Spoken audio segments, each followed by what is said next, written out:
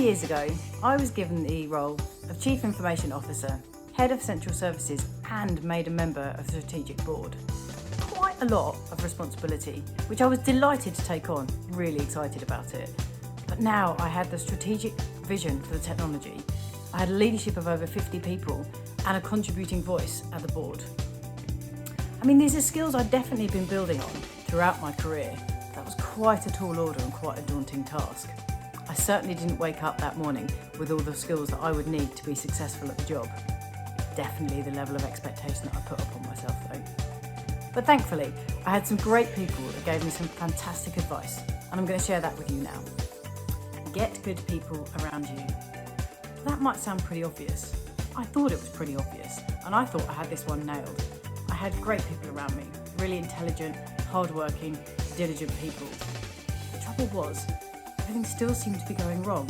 I spent so much of my time firefighting, and we were constantly putting sticky plasters on things in the hope that that would last long enough for us to lift our heads and work out what the root cause problem was. I guess on reflection, perhaps our structure wasn't quite right, or maybe just some of those brilliant people were in the wrong roles.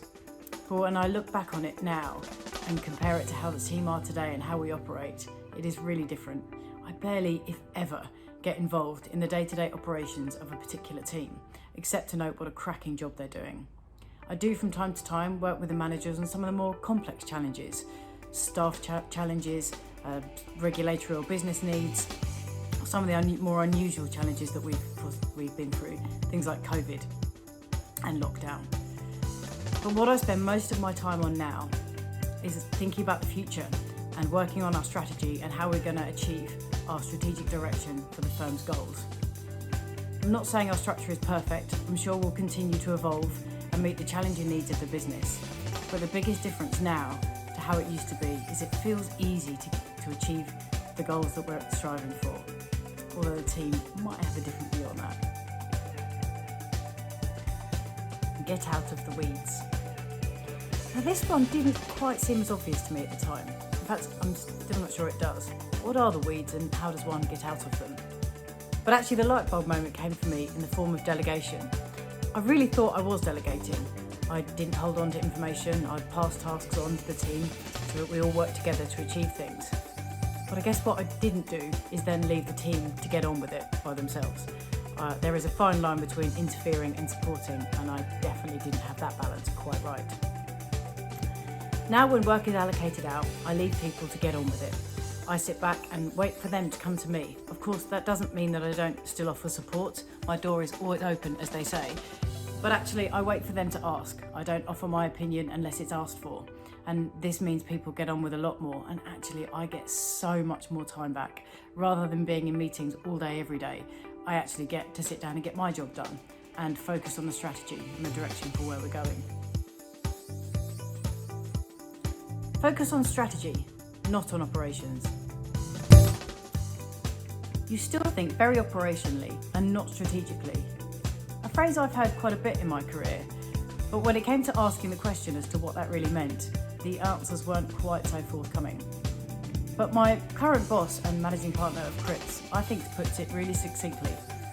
Strategy is the what, and operations is the how. Which makes sense, right? As a techie, I would have spent much more time working out how the technology works and how it would deliver to what the lawyers needed, rather than working out what technology the business needed to achieve its goals. I've been very fortunate in that I've been in the role of CIO as the new senior partner has come in, and we've really looked at the new strategic direction for the business and where we want to go. We started with the purpose. Why do we do what we do? Our characters, who we are. Where we want to be is our vision. And then our strategy. What do we need to get there? And then finishing off at the beginning of this year with our 1-year plan. So what's the action that we're going to put in place for the following year to get us 1 year forward in our strategy? I've really enjoyed being part of the team and the business, working together through all these steps. Mine and my team's responsibility now is to work out how we are going to achieve that strategy and then get cracking with it. So 4 years ago, when I woke up in my motorhome, because I was still living a fairly nomadic life after 4 months of a career break travelling around Europe, I definitely wasn't equipped with all the skills and experience I needed to do this job. That's the point of learning and growing and gaining a new experience. I've no doubt that when I look back in another 4 years, I'll have even more experience and interpretations of this advice that was given to me 4 years ago and that I've shared with you now. My name is Jo Owen. I'm the CIO of Cripps, a law firm for business and life.